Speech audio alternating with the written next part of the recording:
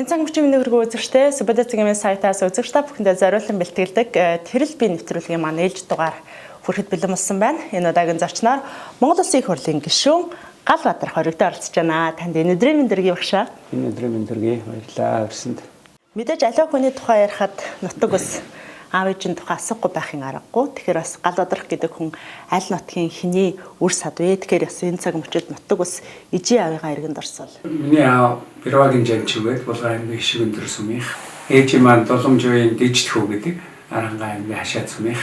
Тэгээд хоёулаа л их тэм зөөлөн хүмүүс, их бурханлаг хүмүүс бид нарыг эргэл сайхан сургаж идэг, дандаа л тэр буян номын ажил энэ төр хийж идэг тэм сайхан хүмүүс байсан. Хүн бол аав ээжийнхээ сургаалыг их сонсдог, аав ээжтэйгээ их сайхан ярьдаг, хийж ярьж байгаа нэг хүндэлтэй байж ер нь хүний зам чиг их зөв явд юм байна гэж ингэж би их сайн ойлгоод байгаа. 10 жилдээ одоо галаа багш маань хэрэг одоо онц сурдаг хүүхдээ. Сурлага бол сайн байсан, гайгүй байсан. Математик физик хичээлдэг гав. Байгалийн ухаан талдаа, тэр талдаа сайн байгаа. Тэгээ математикийн багш маань гайхалтай мундаг Батөрж гэж багш байсан. Ялангуяа 8-9-р ангид орж исэн багш маань. Тэгээ тэр багшийнхаа хичээл их дуртай. Тэр багш маань их сайхан хүүхдүүдийг одоогоор бол их сэдэлжүүлж, маш их сайхан гой бодлогууд тавьж, уран бодлого тавьж, тэрийг бодсон хүүхдийг бүтэн удирлаар нэг журналын нүд гэж байдаг шүү дээ. Эрс бүртгээд үн. Тийм. Тэр нэг гараараа байдаг тийм. Хичээл одоо дуусаг багт бүр удирлын дүнг дуустал нь 5 гэдэг дүн байсан. Тэрийг ингээд тавьчихдаг. Тэгээ тэрэнд нэг урам ордог. Тэгээ самбар дээр хичээлээ заах үедээ ингээд зааж байгаа дээдлэлт нь өнцгтөр нэг 2 бодлого хүчээ тавьчихдаг. За зөрүүлж бодсон энийг бодож байгаараа гэдэг. Тэгээ би тэр бодлогод нэг дуртай байдаг байсан. Тэгж явсаар угаал тэгээд математикийн багш болсон. 1995 оны 10 дугаар сарын 2-ны өдөр анх Япон өгсөрсөн өдөр гэдэг байгаа зү тийм. Японд анх ниссэн конничива гэдэг үгийг онгоцон дотор сурсан өдөр дөө. Хил ус яс санчлын мэдхгүй тухайн улс оронд одоо тий хүний хөө бас эрдэм саргаар анх удаа очиход бас амаргүй л байсан мэз. Өнөөдөр намайг бий болгосон бас энэ Японд очиж сурсны ачаар гэж би их бодож явдаг. Тэгээд Японд очих тэр ерөнхий боловсролын сургуульд ажиллаж байгаа багш нарыг Японд мэрэгжил дэвшлүүлэх, тэнд магистр, доктор хамгаалах энэ боломж олгосон тэр Японы засгийн газрын хөтөлбөр байгаа юм. Тэр нь их талархаж байгаа. Японд очисныхаа дараа аавынхаа өгсөн сэржим архийг тухайн улсын далаа дөргид цэцэгтэй яг 1 цаг орчим ганцаараа өөртөө ярьсан гэдэг. Тухайн үед одоо маш олон зүйлийг бас төлөвлөж ирээдүйн талаар бодож суусан баг та.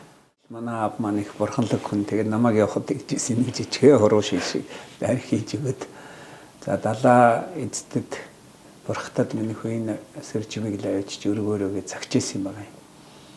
Тэгээ би Японд очичоод Сенда гэж хотод Тохогугийн их сургууль гэж байгаа. Тэгээ Сендад амьдарч хагаад нэг 10 км байна гэж дугуйгаа 10 км байна гэж газрын зураг дээр хараад дугуй унаад явсан чинь 20 хэдэн км газарч байгаа. Хүнд явж очсон. Талаа хаваа нэг л асуугаа яваад байсан гэж байгаа. Би чи дугуй унаад ингээ замаар нөгөө хэл мэдэхгүй хүн чинь тэгээд нэг алтар англи хэлтэй. Тэгээд японочууд ч бас нэг тийм хүн болгоно бас яриад байхгүй. Тэгээд хөдөлж далаа ирэг дээр очисон. Тэгээд далаа өнөхөр сүрлэг сайхан байсан. Тэгээд нэг хавтан чулуунууд ингээ тавьсан байг. Тэгээд би өөр ингээ дамжиж явсаар ороод нилээ ойртоод тэгээд суугаад тэгэл их сүрдсэн, их бахархсан.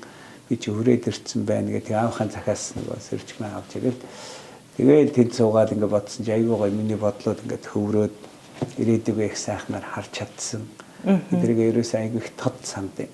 Тэгээ нэг мэт ингээ сууж байгаа тэгээ явахад нэг цаг гар болцсон л байсан. Их олон зүйлийг эргцүүлээ. За ийм сайхан боломж олдсон чи энд нэг хичээгээд сайн сураад хэм болоод эзэмсээд бүхэл зүйлийг сурандаа хичээндэл гэсэн тийм нэг зорилго тавьчихсан. Анх очсон байж байгаа 6 сарын дараа гэр бүлээ авчираад тэгээд тэрний дараа 1 жилд итгэлэгтэй байгаад тэг манай багш нар ч юм уу одоо хүмүүс хилээл гэсэн хэцүүдэй л гээд тэг өөрөө нэгэн дэрснээс 1 жил болоод буцмаар байхад магистрт ороод хувийн зардлаар ороод тэгээд тэр үедээ л 3 ажил хийгээд ч хөрөхгүй амьдрал эхнэр өвтөр одоо мөнгөгүй болсон дансандаа ямар ч мөнгөний хадгаламж байхгүй нөгөө дансанд хийдэг мөнгө дууссан. Төрөвчөндөө нэг 100 янтай нэг 6 хоногийн дараа залин бундаа гэд яг залин буухын даа гэдэг юмар ингэжсэн. Тэгээд 100 yen тэмчинд дэлгүүр орж чадахгүй юм ч хөдөлж авч чадахгүй. Гэхдээ гурил байсан, тос байсан, борцог хийсэн, будаа байсан, будаага чансан, будаага агшаасан, дээр нь борцог тавиал. Тэгээ хүүхдүүд нэг өдөр бол хичээлдээ сургуульд бэнтэ гэж авч явах хэрэгтэй ш. Тэгээ нэг жоохон нэг цацдаг юм энэ тавиал. Хоосон будаалын явуулах жишээний ийм хүнд үе чиг хэржсэн. Ажил хийгээд бүр шөнө 1 цаг магт гэртээ орж ирээ өглөө 5 тусаа явна гэхээр ингээд өөлөө сууж исэн чи үе би за сургуулаа байгуулсны дараа нэг өр зээлдээ орчоод бас өөлөө шантраад ингээд зөндөө шантрах хэвээр буцчмаар үе зөндөө байсан л да. Тэгээ энэ бүгд дээр би өөрөө бас аав хүний хувьд энэ бүгдийг чи би өөрөө хүүхдүүд авэцснаас гэр бүлийн авэцснаас болж үүссэн шүү дээ. Тэгэл орж ирээл ядраал байж исэн үедээ хүүхдүүдэд хараад ирч хүч авдаг. Би чи өөрөө сонгосон шүү дээ. Энэ хүүхдүүдийн хандлага хийсэн шүү дээ гэж бодохоор тэгээ ирч хүч ингэж дор орохгүй шүү. Ингээл яваад байсан. Тэгээ шүд зуугаад ингээд яваад байсан үе байгаад. Таны том охин Японы одоо Ямагата аймгийн 2 дугаар тэрмэлдэг нийшээ охтын сургуульд орохдоо англи хэл математикаар маш өндөр оноо аваад тухайн улсын бас сонинд гарч ирсэн гэдгийг хэлээ. Тэгэхээр бас математик гэхээр таны суур байгаад байна да. Тэгээ манай охин Монголд байхдаа 1-р сургуулийн 5-ны ангид байсан. Тогос гэдэг том охин маань. Тэгээд охин тэнд очиж дунд сургуулийн 2-3 дугаар ангиудаа сураад тэгээ ахлах сургуулийн шалгалт гэдэг нь маш сонирхолтой байсан. Сонирхолтой ч юм уу одоо их хариуцлагатай шалгалт. Японд дунд сургууль төгссөн хүүхэд тухайн аймаг дотроо хамгийн шилдэг ахлах сургууль нь бичгтэйг байд. Жишээ нь Ямагата аймагт бол зүүн ахлах сургууль нь хамгийн шилдэг. Дараа нь баруун ахлах сургууль гэсэн. Тэгээ манай охин 2 дахь сургуульд нь шалгалт өгсөн. Би бас бодох нь нэгд нь өгүүлчих гэсэн. Тэгээ дунд сургуулийн багш нь үгүй одоо яг өөрийнх нь орж чадах нь бол 2 дахь байж магадгүй 3 дахь юм шиг байна гэдэгс. Үгүй 2 дахь өгнө гэдэг. Тэгээ манай охин тэнцсэн л да. Тэгээ яг тэнцсний математик англи хэлнийхэн суурь нь бас байсан болол гэж бодож байгаа. За тэгсэн сонинд гарсан. Тэгээд яагаад энэ нэг энэ ахлах сургууль гараа өгсөн. Анх удаага гадаад түүхэд Ямагата баруун ахлах сургууль тэнцлээ гэдэг ингээд мэдээ гардыг. Тэр баруун ахлах сургуульд оронгууд орсны дараа одоо манайхаар 9 сарын 1 буюу Японд 4 сарын 1, 4 сарын 7-8-ны үедээ тийм нээлттэй хийгээд тэрэн дээр эцэг хэн хүүхдүүдтэйгээ ингээд очтой. Хүүхдүүд нь суудсан эцэг хэн дээр хажуугаас нь хараасаач. Тэгэхээр захирал нь ярьж ирсэн. Манай Ямагатаг баруун ахлах сургуулийг төгсөөд эхний 5-д орох юм бол Токиогийн их сургууль шалгалт өгөх боломжтой. Эхний 10-д орох юм бол Тохиогийн их сургууль өгөх боломжтой гэж юм яриад одоо дөнгөж орж байгаа үед энийг ийм их нарийн ярдсан байх таа гэж гайхаж байсан. Тэгээд үнэхээр л тэр нарийн байт юм бэл. Тэгээ манай охин бол дараа нь тэр сургуулаа төгсөөд Тохиогийн гэж Японы эзэн хааны одоо 7 их сургууль гэж ярьд юм л. Тэр их сургуульд яг Япон хүүхдүүдэд зэрэг шалгалт өгöd орсон. Ахаал бас энэ дээр гарч ирсэн л да. 10 жилийн мөрөөдөл маань бол одоо багш болохоос юм бол за Монголд бол 10 жилийнхаа сургуулийнхаа мөрөөдлийг биелүүлсэн байсан. Япон улсад очиод Монгол улсынхаа хөгжлийн төлөө юу хийх вэ гэдэг мөрөөдлөө тэр улсаас олж авсан гэж би бол бас ойлгоод байгаа шүү дээ. Яг зөв, яг зөв. Тэгээ би охин маань ахлах сургуульд орсон. Тэгээ тэр ахлах сургуулийг сонирхсан. Хөгжил нь эндээ байгаа юм байна. Ийм л ахлах сургуулийг би Монголд байгуулъя гэдэг мөрөөдөлд орсон баг.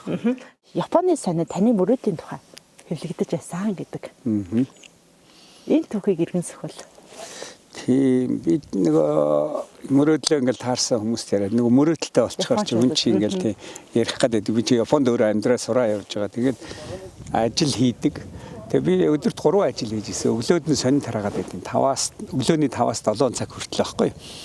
Тэгээд хичээлдээ явчаад орой 5 цагаас оройн 8 цаг хүртэл ачаа ачих ажил ачичаа. Тэгээ 8 цагаас хойш яг 1-ээс 5 дахь өдөр л дөө хагас бүтэн сэдвэр ажиллахгүй.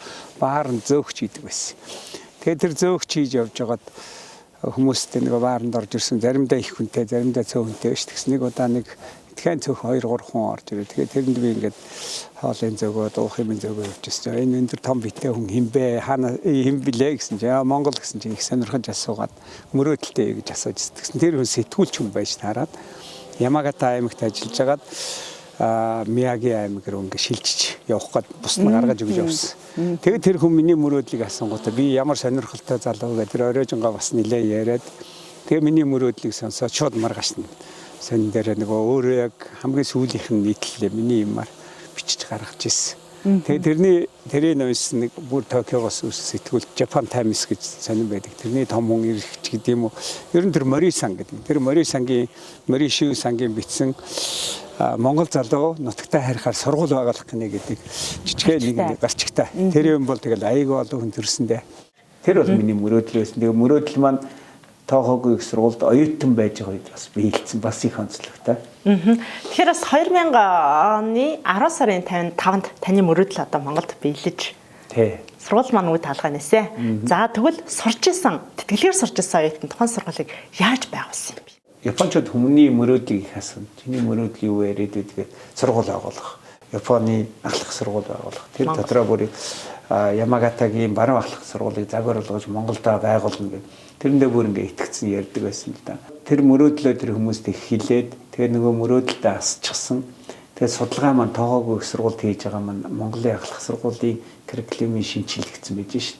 Тэгээ нөгөө надад итгэлэг өгсөн Rotary нийгэмлэгийн хүмүүс маань намайг докторт сурж байхад нэг удаа дуудаж ирж уулзаад уг нь чиний мөрөөдөл аюулгүй гоё мөрөөдөл. Одоо чи доктор зурна гэдэг чи хичнээн жил болох юм.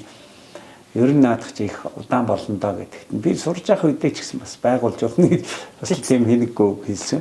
Тэгсэн чинь судлаач гэдэг үг хэлэнгүүт нь амралтаараа яриад нийслэлийн боловсролын газар орж явж байгаад сургуулийн газар зарна гэсэн зарлалтаа таарсан. Тэгэл ерөөс юм цаанаас тэгээ бүтээ яваад. Тэгээд цаг нь болцсон юм шиг тий. Тэгэд би өөрөө оюутан байгаа мөртлөө юу ч гэсэн аав их чинтертэй хэлээд тэгээд тэр хэд маа дуудлага худалдаанд нь ороод одоогийн шинэ Монгол сургууль байгуулах газрыг авсан байсан. Ямар ч тач хэлсэн мөрөөдөлтөө нэг алхам ойртоод газар аваад ирлээ. Илтээ тавьчлаа. Тэгээд нөгөө бүр гайхаж байгаа юм чи. Тэгээд яг намайг мөрөөдлөө ярингууд тэр хүмүүс чиний мөрөөдөл бол миний мөрөөдөл шүү, бидний мөрөөдөл шүү гэж хэлсэн. Ганцхан чинийх биш. Чи хэрвээ мөрөөдлөө биелүүлэхгүй бол бидний мөрөөдөл бас биелэхгүй шүү. Чамайг бүх талаар бид нар дэмжинэ гэдэг. Тэгээд тэр хүмүүс Багар нэгэн холбоо гэж байгуулад $100 жилд өгье гэдэг хөдөлгөөн өргөнүүлж ирсэн. Тэр нь Багар нэгэн холбоо л доо. Нэг давхраа барайл нэг хандвар цугласан мөнгө дууссан л да. Тэгэл тэрний дараа би чи дараагийнхан гарцагт сайн бодоогүй явж исэн. Жохон тэнэг зөрөгтэй юм байхгүй би. Тэгээд ихэнх нь надад ингээд зээл маягаар л өгсөн. Японд чи зээл нэг хямдхан л да. Тэгээд ямар тач хийсэн сургуулаа байрлуулсан. Тэгээд тиймэр байдлаар барьсан.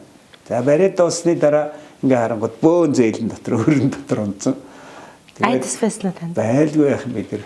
Японд очсны дараа яах гэж Японд өрөвдөө гэд гэр бүлээ дагуулаа явж исэн шиг сургуулаа яг байгуулсны дараа яах гэж сургууль байгуулад энэ чинь энэ их өрний араас яаж гарах вэ гэд. Ядж хахад нөгөө сургуулийн маань төлбөр их хямдхан ч гэж одоо тухай Монголдо бол үгтэй $200 жилийн $200 байсан манай төлбөр.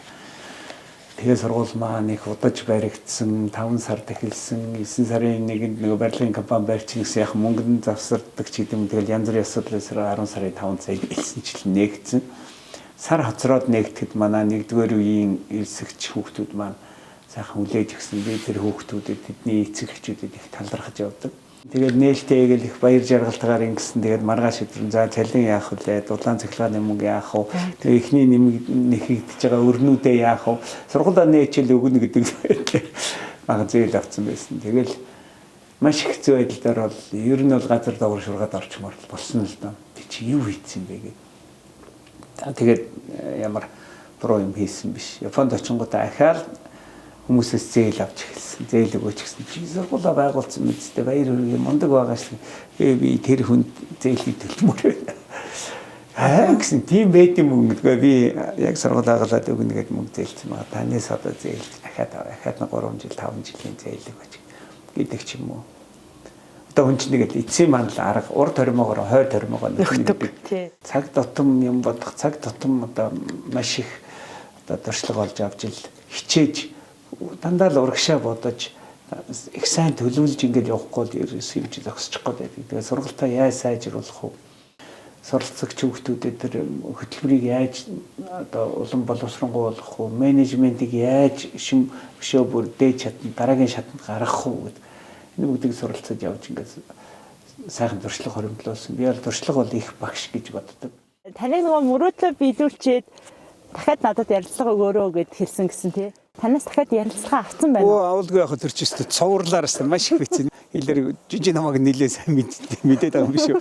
Нээл болонгууд ирж бас бичээд Монголд ирж ичээд гэсэн үг шүү. Нөгөөх нь баг нэгэ бол Ямагатад очиж бичээд Тэгээд анхны төгсөлт хийхэд бүр 5 цувралыг Японы сонин дээр чи тийм амархан гарахгүй л дээ. Айгүй том нэг нүүрээр нь 5 өдрийн бүр юмыг авч манайх ингэж биччихсэн. Тэгээд энэ бүгдийнхаа үр дүнд нөгөө маань сүүлдээ ном болгож ицсэн л дээ. Энд ингээ явсан байна. Тэгэхээр зөндөө урт уулзалтай байсан. Япон ч нэг хүнд ингээд итгээд тэгээд нөгөө хүнийхээ хийж байгаа бол намайг ингээд Нэхэс нь эхлээд мөрөөдөлтөй байхаас яваад төгсөлтөө гарахыг гэдэг саяхан хүртэл 20 жилийн ой болоход хүртэл сая 20 жилийн ойгоор ирсэн гайхалтай.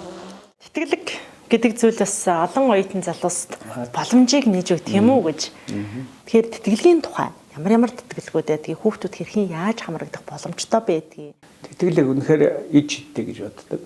Тэр үед тэр роторын тэтгэлэг аваад тэр тэтгэлэг нь миний тэр 3 өдөрт 3 ажил хийгээд арайч гэж олддог байсан цалинтай тэнцүү хэмжээний тэтгэлэг $1500 байсан л дээ. Тэр нь одоо 1000 хүүхдэд зэрэг өгдөг тэтгэлэг байхгүй.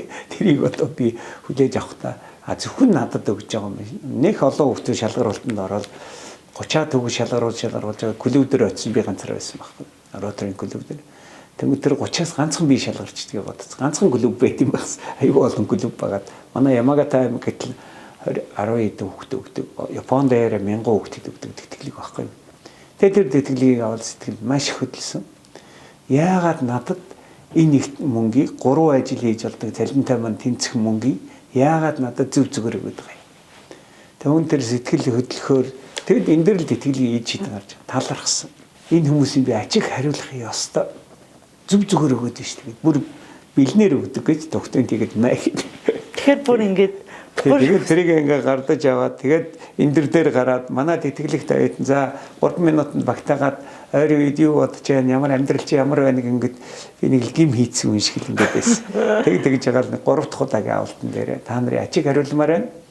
Би та нарт мөрөөдлөө биелүүлж ач хариулна мөрөөдлөл Монгол сургууль авах. Тэгж амлсан тэр хүчний амлалт намайг сургууль байгуулах сайн юм яриад байгаа зүйлд олон тэтгэлэг байна. Зөвхөн шинэ Монгол сургуулийг төгсөөд явж байгаа хүүхдүүдэд яг ингээд төгсөөд ирээ таны гараа хэсэгт олгоё гэдэг тэтгэлэг одоо нэг 600 гаруй хүүхдэд олгогдсон юм тэтгэлэг байгаа. Тэр бол шинэ Монголд төгсөн. Би ахаад бас нэг тэтгэлэг Монголд байгуулсан байгаа. Шинэ Монгол Мапучи тэтгэлгийн сан гэж. Юу вэ? Манай төгсөгчдөд Японд сурахад өгдөг Мапучи тэтгэлэг гэж байгаа. Тэр тэтгэлгийн сан маань Монголд хөдөө орон нутгаас ирж Улаанбаатарт байгаа их сургуулиудад сурахын тулд сургалтын төлбөр төлж чадахгүйгаас олж сурч чадахгүй хүүхд байгаа. Тийм хүүхдүүдийг дэмжээ. Энэ жил Монгол улсыг ядуурлаас аврах, энэ Монголыг хөгжүүлэх. Гэхдээ тэр авсан хүүхдүүд буцаагаад хэдэн жилийн дараа ажил дээр гарангуудаа буцаад төлдөг. Иргэн дараачийн хүүхдүүдэд боломж олгож байна бас тийм. Иргэн төлөлтөд энэ тэтгэлэг гаргая гэдгийг тэр хүмүүс маань хэлээд би одоо өөрөө үүсгэн байгуулагч нь болоод байгуулсан. За энэ тэтгэлэг маань 300 одоогийн байдлаар 352 хүүхдэд 56 хүүхдэд өгчээд байна. 21 аймгийн. Тэгээ нийт мөнгөнд дөнгөөр хэлэхэд нэг жилд $1500 өгдөг. Тэгээ 4 жил авах юм бол $6000 авах юм ба шүү дээ. Тэгээ нэг жил ажиллаж байгаа 2 дахь жилээс эхний нэг жилд авсан $1500 төлнө. Тэгээ $1500 төлнө гэж байгаа боловч Монгол төгрөгөөр төлдөг. Эхний нэг жилд одоо авсан нэг ханш өөр байж шүү дээ. Долларын ханш. Яг тухайд авсан ханшаараа нэ. Ханшаар төлдөг. Тэгэхгүй бол одоогийн ханш гээд 5 жил 6 жилийн дараа долларын ханш өссөн биш. Тэргээр төлөхөөр хүүхдэд нөгөө алдагдсан. Санхүүг өгөх тий хэцүү болоо шүү. Дарамттай болоод байгаа учраас авсан ханшаар нь төлнө. Тэр шинэ Монгол Мапучи тэтгэлгийн сангийн олгосон тэтгэлэг бол доллараар ярих юм бол сая $302,000 төрчээд байгаа юм. Тэгэхээр энийг бол би нөгөө хэлж байгаа нь хөдөө орон нутгаас Улаанбаатар хотод ирээд юм уу дотоодын ихтэй сургуульд ингээд сурыг гэж байгаа хүүхдүүд ямар ч сургуульд байж болно. Хувийн сургуульд ч байж болно. Нөгөө дээд сурж байгаа ихтэй сургууль нь. Мөс шүти сангаах бүгдээр л мөбис. Тэгвэл төстэй гарна. Ямар ч хүү байхгүй, ямар ч барьцаа байхгүй. Зөвхөн сурыг энэ тэтгэлэг надад хэрэгтэй байна. Би төлбөрөө төлөх гэсэн надад ийм хүндрэл байна. Би энэ тэтгэлгийг төлчих. Би яга төлбөрөө төлчих. Тэгээд тэтгэлэг авчих. Гэхдээ би буцаагаад төлье. Тэгээд манай энэ иргэн төлөлт нь өнөөдөр 66% явж байна. Энийг бол одоо японочууд маань ч гэсэн хараад их үнэлж байгаа. Багталтай байгаа. Тэрнээс гадна энэ хүүхдүүдэд нэг их гоё ихтгэл төрд юм аа. Энэ тэтгэлгийн ээж хитэн тэр хүүхдүүдэд гарч байгаа. Энэ хүүхдүүд маань за 18 дээр тэтгэлгээ авлаа. 22 настай тэтгэлгийн одоо сургууль амжилтаа төгслөө. Гэхдээ манай тэтгэлгийн санд тэтгэлэг авахдаа зүгээр нэг дансанд нь орчихгүй. Бас л нөгөө нэг яг гардуулж өгж байгаа ажиллагаа тэгээ хоорондоо жил 4 удаа нэг оюутнуудыг уулзуулна. Бие биенээсээ сурах боломж их болгоно. Тэгээд тэрэн дотор дөнгөж орж ирэхдээ за одоо ямар нөгөө мөрөөдөлж гэдэг юм том зориг байгааг бол бусад төгсөж байгаа оюутнуудаас ч юм уу сурж байгаа дээд үеийнхнээс маш их юм сураад ирээдүйд зоригтой болоод маш амжилттай төгсөж байгаа. Төгссөнийхаа дараа нөгөөдөг чинь ахаад 22-той төгсөж тэгвэл 23-аас нэг 27 насны орн мөнгөө буцаад өгчлөө шүү дээ. Тэгэхээр тийм залуухандаа нөгөө хүүхдийн тэтгэлэг өгсөн ивент тэтгэж болж байгаа. Хичнээн зээлсэн мөнгөө буцааж өгж байгаа ч гэсэн дараагийн хүүхдэд чи бол ивент тэтгэж чиний тэтгэлэг шиг болчихж байгаа.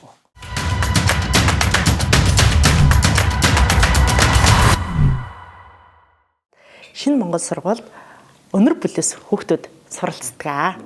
Тэгэхээр яг энэхүү тэтгэлгийн тухай бас нэг халтгаан мэдээлэл өгвөл болох уу багшаа? Болдгоо яах вэ? Тэгэд манай сургууль маань эхний 3 жил болоод тэгээд яг анхны хэлсэн хүүхдүүд маань 3 дугаар ангид орж ирсэн. Өөрөөр хэлбэл 11 дугаар ангид орсон. 9 10 гэдэг систем байсан боловч манайд 11 гэдэг одоо анхны Монгол тийм систем байхгүй шүү дээ. 10-аараа төгсөж явахад 11-т 1 жил үлдээс орж ирсэн. За намайг сургууль байгуулах үеэс хамтарч ажиллаж ирсэн нэг төрийн бос байгууллагын Аква гэдэг төрийн бос байгууллага Мураками гэж мундаг хүн байсан. Миний одоо найз л да. Тэр хүн надад ингээд бүх зүйлийг айгүй их сайхан зөвлөдөг байсан. Тэгж байгаа тэр хүнийг юм санал тавьсан хүүхдүүд. За та нар маань ахлах сургуулийн сурагч байх үедээ ч гэсэн нийгэм тустай ажил хийгээж тэгээ тэрийгэ төслийн хөтлөөр болгож өчөөл мэдээлэл дэмжиж гээд. Тэгээ манай нэг 2 сурагч одоо энэ цэцэрлэг байгуулсан зул гэрэл хишгэ гэж 2 охин маань тэр өнөр бүл дээр очив. Хичээлээ таарж ирээд гэрийн даалгавраа хийх ах их чинь туслаад хийж хүн байхгүй юм байна. Энд чинь жинхэнэ одоо энэ хүүхдүүдэд зориулсан үдээс хойш хичээлээс гадар сургалт хийгээд. Тэгээд бид нар нэг юм захиралтай нэрж дүгэр гэж аваад тогч дээр байсан. Тэгээд дүгэр багштай ярьж хагаад нэг өрөө аваад шинэ Монгол дугуйлан гэдэг анги нээгээд тэн дотор хүүхдүүд хичээлээ таарж ирээд нөгөө тасагтаа сууж шít ингээд зүгээр суугаад байгаа хүүхдүүдийг эргэлээ даалгаврын давтуулдаг. Яг хичээлээ хийгснүүд нь хүрээд ир гэж хагаад тэр хоёр маань тийм эхлүүлсэн байгаа. Тэр сургууль дэмжсэн. Тэгээ нэг жил явсныхаа дараа тэр хоёр маань ирээд хэлсэн л дээ. Багшаа энэ төв дээр айгүй хичээж байгаа хүүхдүүд байна. Тэгээ энэ хүүхдүүдийг сургуульд авч сурах явах шиг. Тэгээ би зүгээр уухан таслал дэмжсэн. Тэгээ бид нар жилд 2 хүүхд авсан. Одоо тэр хүүхдүүд их сайн сайхан явж байгаа. Над дээр бас ирдгийн багшаастай энэ сургуульд сурсны ачаар бид нар нүд маань нээгдээд өнөөдөр миний амьдрал байна гэдэг. Тэрний нэгэн тэр хулан байгаад байгаа юм. Таны одоо ингээд өнөөдрийг хүртэлх одоо амжилтыг уулын оргил гэж харуул мэдээж уулын оргилоод амжилтаа оргилд хүрэхийн тулд бүх зүйл давтан байгаагүй. Мэдээж тухайн цаг үед одоо шантрах үе байсан байх. Яаж өөрийгөө зоригжуулж би энэ бүхний ард гарах ёстой гэж одоо өөрийгөө хүчилж одоо өөртөө урам өгдөг байсан юм бэ тий. Энэ л их чухал байд юм байлээ. Тэгээд яг нэг үгээ бас хэлмээр байна. Залуу байхад зовлонг худалдаж аваад амссан ч болно гэсэн нэг үг өгд юм. Юу гэсэн үг вэ? Залуу байхдаа зовх ёстой л гэсэн үг байна. Тэр миний тэр залуудаа зовж исэн. Би ч өөрөө битэр ярианд гарсангүй 18-тай их сургуульд ороод 19 настай аав болсон. Их сургуульд сураад 4 сураад төгсөхөд 3 хүүхдээ төгсөж исэн. Мөст шүү дээ. Тэгээ их сургуулийн саксны шигшээ тоглоод явж байгаа хүний хувьд бол тэгээ бас нэг гайгүй студент аваа явах хүн. Тэгээ 3 хүүхэд араас нь цувраа төрцсөн. Эхнэр ч хэцүү, надад ч хэцүү. Тийм хүн тэр бол миний залуу үеийн намайг нэлээд чангалсан. Тэгээ саяны Япон чангалсан, сургууль байгуулсан чангалсан, 37-той сургууль байгуулсан шүү дээ. Хийх маягаар ингээд миний залуу нас ингээд нэлээд зовлонд явцсан юм шиг байна. Тэгэхээр би бол одоо юу гэж хэлээд байна гэхээр залуу байхад ингээд зовхол ёстой юм байна. Худалдаж аваа зовсон ч болно гэдэг үгийг хэлж байгаа. Тэгэхээр завдсан хүн чинь ингээд дараа нь хүчтэй болчихдаг юм байна л да. Тэгээ би сая 60 нас хүрчээ 60 сургуулийн ингээд орон даяар тойрсон л да. Тэгэл бас яах гэж зовоод байгаа юм бэ л гэж бодсон. Тэгээ би өөрийгөө бас 60-таа жоохон зовлон явуул. Тэгээд энийг давж гарна гэдэг чинь ядч л биеийн хүч хэрэгтэй байна шүү дээ. Сэтгэлийн хүч хэрэгтэй байна гэх. Тэгэхээр ингээд зовоод тэрийг давна гэдэг нь өөрөөс нь хүч гаргаад хүн ингээд амар тайван болчоор юм агаад байгаа. Тэгэл аль болохоор зовж явж тэмцэж явж тэгээ хатууж иж тэгснээрээ бас нэг өдөрлөгтэй юм хийж ингэж явах юм байл гэж боддتي. Тэгэхээр энэ үгийг бас хэлхим сайн гэж бас бодлоо. Та бол бас ингээд өөрөө мөрөөдөл дуу яг асаж явж байгаад мөрөөдөлтөд хүрсэн хүн байгаа юм. Таны ингээд түүхүүдийг бас сонсоод судлаад таны ярианаас сонсохоор бас яг үүн шигэ мөрөөдөж байгаа хүмүүсийн мөрөөдлийг биелүүлэхэд бас том түлхэц одоо дэмжлэг бас үзүүлдэг сэтгэл зүйн хувьд ч юм уу эрдэм мэдлэгийн хувьд ч юм уу та за саяхан бас би нэг ярилцлаган дээрээс олж уншсан. За одоо сүүлийн үед бол бас 2024 оны сүүлээр бол сошиал ертөнцид нэлээ шууган тариад байсан бага болгосон киноны зохиолч, яруу найруулагч, зал жаргал. Багш маань намайг яг ингээд унтарч яхад мөрөөдлийнхөө төлөө яв. Мөрөөдлөө биелүүл гээд 2018 онд таныг бас та бас дэмжижсэн, тусалж исэн ингээд бас тэмдэглэсэн байсан. Энэ тухай. Тэглгүй яхаа тэгээд би өөрөө түрүү ярьсанчлаа мөрөөдлөө биелүүлэх гэж тэрний хадлаа явж байхад хүмүүс гарч ирээд чи ямар гоё мөрөөдөлтэй чиний мөрөөдөл миний мөрөөдөл гэдэг үгийг надад хэлээд одоо ганцхан чиний мөрөөдөл биш болсон шүү миний мөрөөдөл бас болсон шүү гэд өөр хажуугаас нэг хүн хэлээд чи биелүүлэхгүй бол болохгүй шүү чи биелүүлэхгүй байхад зөвхөн чиний мөрөөдөл биелэхгүй биш шүү миний бас хүсэж байгаа мөрөөдөл маань чиний наад мөрөөдлийг чи би яг жинхнээс мөрөөдөж биелүүлэх хүн чи байна хичээгээрэй гэж хэлээ за чамайг би дэмжиж гэдэг ингэж байгаа юм бол хүний тэр мөрөөдлөө биелүүлэх маш том хүч болд юм байна. Тэрийг би өөрөө бие дээр мэдэрсэн туулсан дуршлагтай болсон байна. Тэгээд хүний мөрөөдлийг яг хүчтэй гоё мөрөөдлийг яг ингэж хийлж өгөөд ингээд явахт л юм. Тэгээд дэмжиж өгөөд тэр үйлдэл янз бүрийн юмараа санхүүгээр янз бүрээр дэмжиж болно шүү дээ боломжоор л. Тэр юмд би их дуршлаг олж авсан учраас олон шавь нартай тэгээд болсон. Ялангуяа сэтгэл зүйн хувьд нь жоох ингэж би чадах болов гэж байгаа. Чийлж чадна гэдэг. Тэр японочдын чийлж чадна ийм амьдралаас ийм тэтгэлэггүй байдлаас гээд миний нурууг түлхсэн гэж би их сайн ойлгодог. Тэгэхээр би энэ нэгний тийм жоох эргэлзээд мөрөөдөлтөй өргөс жоохон шантрах гэдэг байгаа гэдэг хийлгдэг юм байна. Олон шавь түлхсэн. Тэрний нэг нь таны ярьж байгаа зол жаргал найруулагч. Тэгээд золоо Кавеста хөлтэй. Кавеста учраас тэр янз янз Японд сурж байхад хэд хэдэн бүтээл нь тэнд бүр Токиогийн фестивал энэ төр Гран Премьер аваад энэ төргээд нэлээд олон бүтээлүүд ингээд бүтцээ явж байгаа. Дараа нь надад 18 он тэр ярьж байгаа. Багшаа би нэг ийм кино зохиол бүтцээ. Одоо нэг өөр кино инээ гэж цадах чи нэг ийм жоох хинэггүй шүү дээ. Яачраа тэгэхээр би тэр кино зохиолыг аваад тэрийг үзсэн. Уншаад тэр оройжингаа уншаад бүр байсан надад маш их таалагдсан.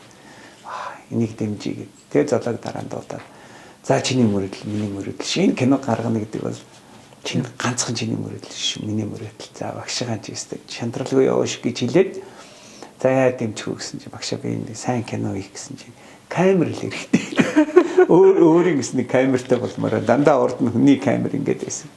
Тэгээ би тэр камер авах тэр юм дээр ингээд дэмжлэг үзүүлж байсан. Тэгээ бага болгосон кино бол тэгэхээр энэ Монголын нийгмийг маш том шүглүүлсэн. Тэгээ маш том одоо гайхалтай орон бүтээл. Тэгээ гайхалтай орон бүтээл. Би өөрөө тэр киноны нээлтийг очиж үзсэн.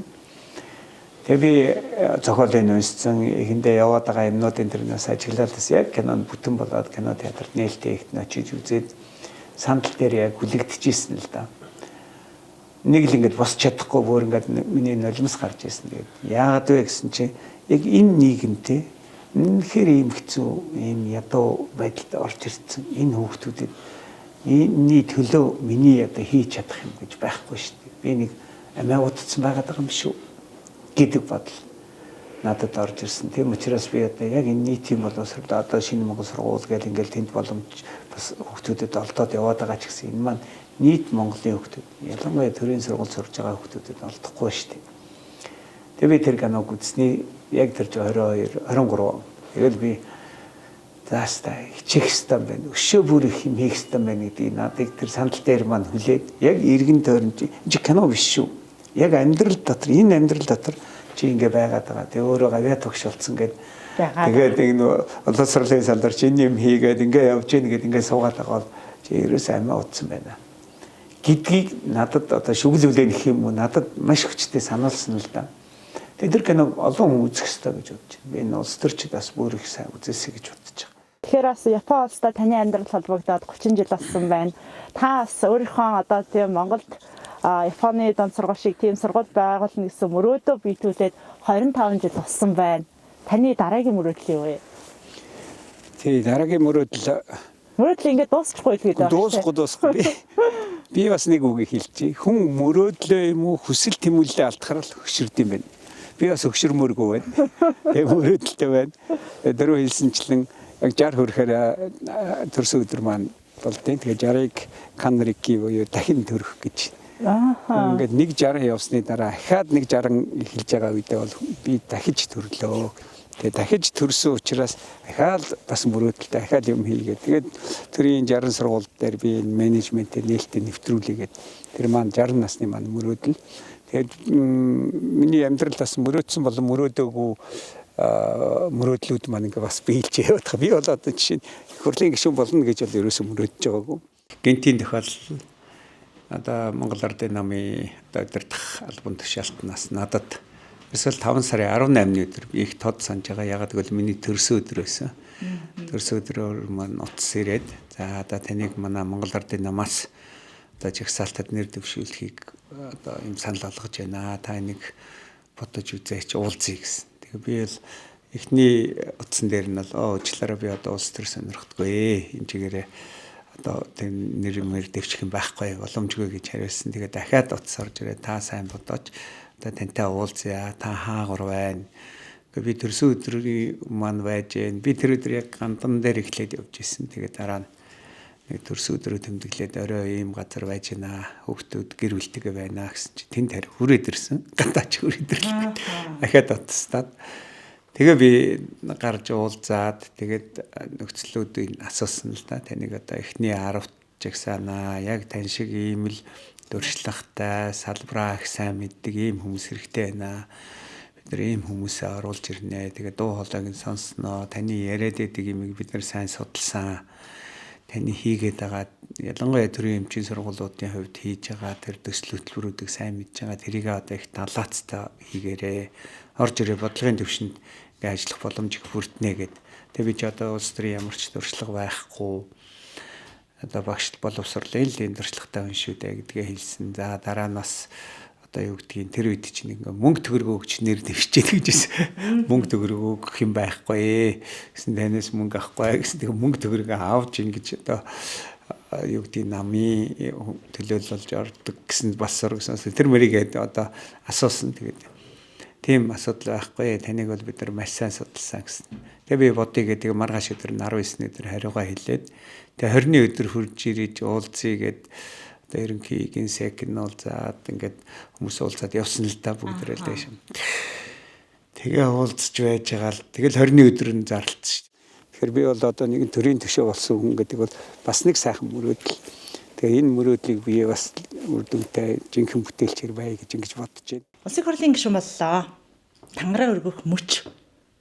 Яг тэр үед та юу бодож байсан? Яг тухайн өдөр л хоёлаа хамтдаа сэргээд аялал л та.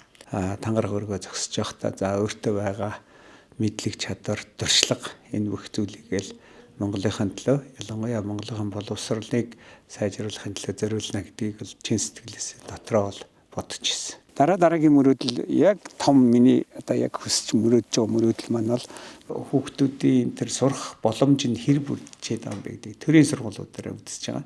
Нийтдээ одоо төрийн сургууль маань нэг 704 сургууль байна. Нийтдээ Монгол улсын хэмжээнд 850-60 сургууль байгаа шүү дээ. Хувийн сургуулаа оруулаад 1800-аас дээш хүүхдтэй сургууль сурж байна. Тэгээд тэр хүүхдийн тоон дийлэгтэй ихсээд ирэхээр 0-ийн өрөөний ашиглалтаас эхлээд 0-д орж чадахгүй юу? Хүүхд гарахаас эхлээд шатан дээрээ, коридор дээрээ төгжрээд юу одоо чөлөөтэй явах. Тэгээд номын сангийн өрөөгөө болно, багш нарын өрөөгөө болно, спорт зааланда 4-5 анги зэрэг орно. Ингээд маш их асуудал эзэм сургалт хэвийн явах боломжгүй, хэвийн явах чадахгүй нэ гэдэг чинь сургалтын чанар яригдахгүй л болж байна л. Энэ судалгааг бол их нарийн хийгээд тэгээ нам дээрээ яриад би одоо олон л газар яриад яваад байгаа. Одоо бид нар боловсролын салбарт оруулах хөрөнгө оруулалтыг мега төслийн хэмжээнд авч эцэх ёстой. Дааз зэтэрсэн энэ байдлыг хэвийн болгож сургалт хэвийн явах юм байна. Тэгэхээр хэвийн болгохын тулд одоогоор 157 сургууль нэг 90 эдэн цэцэрлэг шинээр бүр цоо шинээр нэмж ярих шаардлагатай. Хаана Улаанбаатар хот дотор бол Баянзүрх дүүрэг юм уу Сонгой хайрхан дүүрэгт хэд хэдийг барихын гэдэг энэ 157 бүр ингээд дүүрэг болгоор нь гаргаад аймаг болгоноор нь гаргаад сум болгон дээр нь аваачаад яг одоо энэ даац хэвийн болох юм.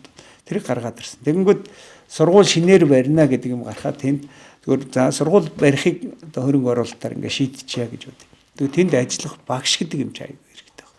Тэр энэ хичнээн багш хэрэгтэй юм бэ. Одоо энийгээ дагаад гэхээр нэг 50000 гаруй багш хэрэгтэй. 50000 гаруй багш тэр цоо шинээр хэрэг болоод байна шүү дээ. Одоо дутаад байгаа одоо байгаа багш нараас илүү нэг шин сургууль барьсантай холбогдуулж үүсэх багш нарын тооцоо гэхээр бас нэг 50000 гаруй багш. Тэгвэл 50000 гаруй багшийг яаж бэлтгэх юм? Жилийн дотор бэлдэхгүй, 2 жилийн дотор бэлдэхгүй гэд бодохоор нэг 10 жилийн дотор бэлтгэхийн гэж бодохоор нөгөө барилга нь бас тэрнтэйг ингээ уйлдэж баригдах хэвээр.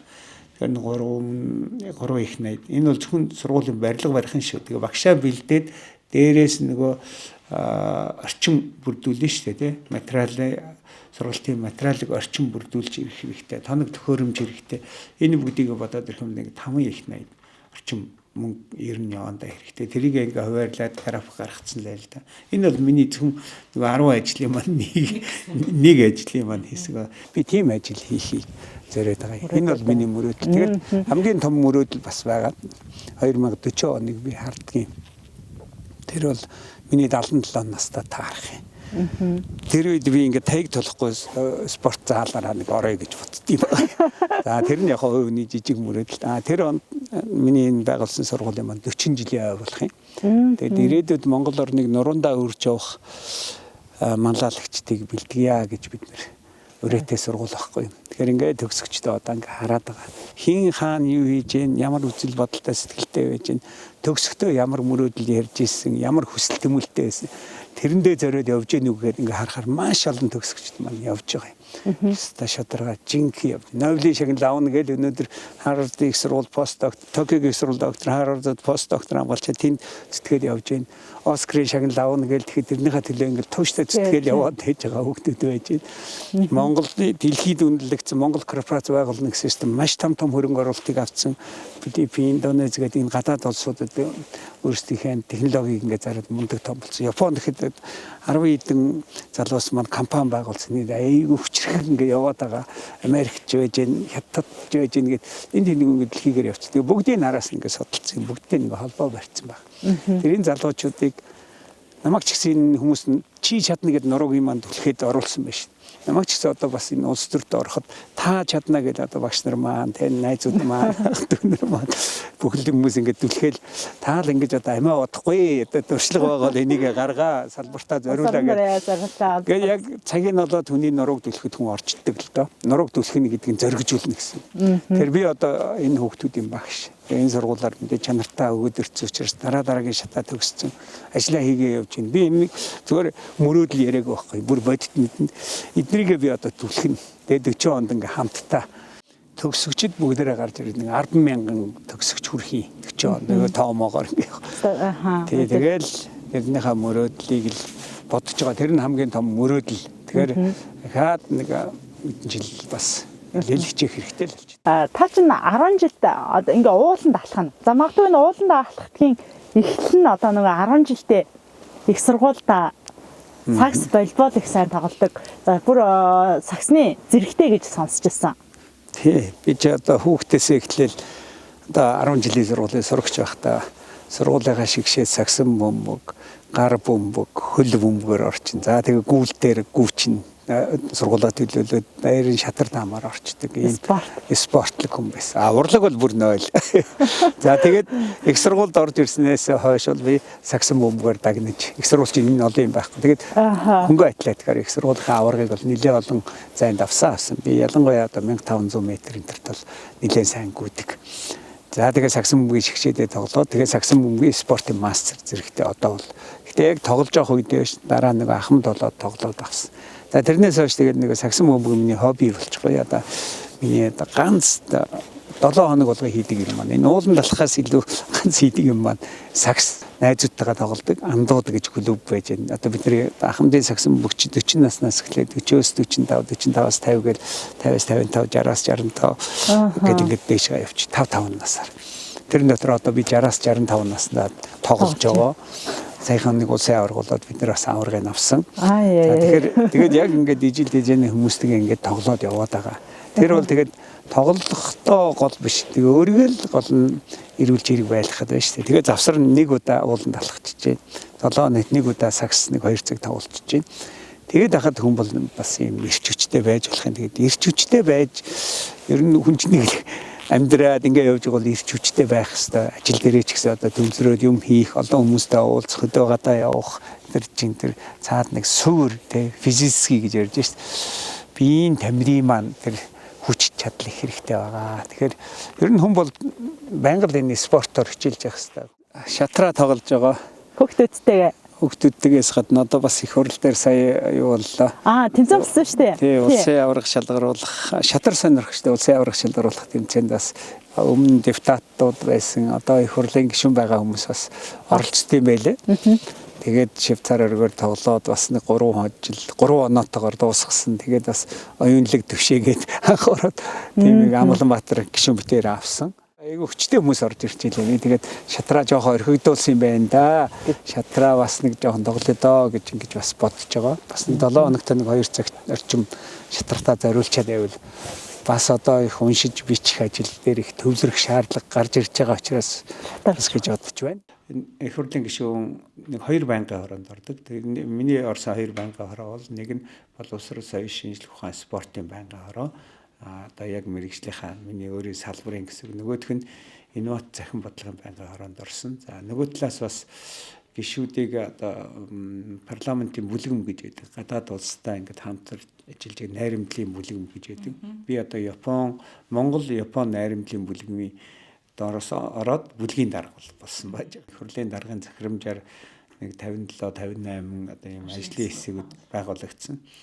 Тэр дотроо боловсролын ерөнхий хуулийн хэрэгжилтэд танилцах, багшийн хомсдолыг арилгах, за мөн багшийн үнэлэмжийг дээшлүүлэх, төрийн өмчийн ерөнхий боловсролын сургуулиудын менежментийг сайжруулахад санал дүгнэлт боловсруулж оруулж ирэх гэсэн юм ажлын хэсэг байгуулагдсан. Бас 20 гишүүнтэй. За энэ ажлын хэсгийн дараагаар бол би томилогдсон байгаа. Одоо би хэлээд шээ. Ангал ядраал уйлал шатан дээрээ суугаал за энэ Японд юу гэж ирвдээ буцъя даа гэл ингээ бодож ирсэн үе шантарсан мэн шүү дээ бүр гараа өргөцөө. За ер нь сарын дараа буцъя гэж ирсэн үе хит би тэгээ бодож жагаад орж ирээд нөгөө октоудаа хөөхтүүдээ харахаар сэргэдэг гэдэг юм шүү дээ. Тэр сэргэдэг гэдэг юм маань юу байсан бэ гэхээр миний нөгөө гал ирмэлзэл би чи нөгөө аавынхаа үүргээ биелүүлж ирсэн шүү дээ. Энэ сайхан улсыг үзүүлэх гэж ирсэн шүү дээ гэдэг. За сургууль байгуулад шантраар байж ах үед гарч ирсэн нөгөө шавнырыг харна гэдэг чинь тэр нэг гал ирмэл хүсээд байгаа. Энэ шавнар маань ирээдүйд Монгол орныг нуруундаа өрч явах хүмүүс гарна шүү дээ. Тэрнийхээ суурийг тавихын төлөө явж иж юунда шантраад байгаа ингээд нөгөө зориг нь том. Тэгэхээр тэр тавьсан зорилгоо ойлгоод тэрнийхээ төлөө явахыг л гал ирмэлцэлгээ тань л да. Дуулын оргил руу гарах хэцүү шүү тий багш. Гарсан байна ингээд нэг агаар амьсгалаа зогсох их сайхан. Та ч одоо тэгэхээр өдөрт хэдэн километр алхах юм бэ? Би бол одоо сая тантай хамт нэг 2 км алхах гэж бас нэлээд юм боллоо. Тий, үнэхээр хэцүү. Бас уул руу яг оргил өдөр ихц газар бол. За би бол нэг өдөр бол алхахдаг. 7 хоногт нэг алхах юм ба. Хагас сайд руу бүтэн сайд руу нэг өдөр нь алхах нь. Талдаа 6 км алхах чад. Ирж бот 12 км. Жаргалантай амнаас дэшээ өгсөд одоо зайсангийн дугуй цагаан гэдэг шүү дээ тий. Тэр хүртэл алхаж байгаа юм. Гэхдээ манай эндээс алхахад саяны битэрээ алхсан эхний 2 км нь жоох өгсөөр. Тэгээ цаашгаа яг ингээ модон дондор одоо ингээ алхаа явахаар их айтайхан зөрөг жимтэй нэг хамс хатахгүй явсаргаад очтیں۔ Их сайхан төвлөрөх нь тий. Маш сайхан төвлөрөн. Тэгээ уушиг цэвэрлэгдэн. Тэгээд тарих бас их сайхан сэргэн 7 хоногт нэг ингээ алхачих бол үнэхээр ирч хүчнэдэг. За баярлалаа. Тэгэд бидний урилгыг хүлээн авч хүрэлцэн ирсэн танд маш их баярлалаа. Олон сайхан сонирхолтой яриг өрнүүллээ. Өөрийнхөө мөрөөдөлтөд асаж явдаг шиг тийм бас мөрөөдлийг дандаа гал болж явдаг танд маш их баярлалаа. Цаашдаа олон залуучуудын мөрөөдлийг галыг асааж өгөөрэй гэж танд ярив. Баярлалаа. За. Та бүхэндээ амжилт хүсье. За баярлалаа үзэгчдээ Сүбэд цагийн сайтаас үзэгч та бүхэндээ зориулан бэлтгэж байгаа тэрэл бие нэвтрүүлэг өнөөдрийн дугаар энэ хүрээд өндөрлөж байна. Өнөөдрийн дугаарын зочноор Монгол Улсын их хурлын гишүүн Монгол Улсын гавьяат багш гал тодорхогч маань хүрэлцэн ирлээ. Тэгээд нэвтрүүлэгтэй хамтайсан та бүхэндээ маш их баярлалаа. Дараагийн дугаараараа эргүүлцлаа. Баяртай.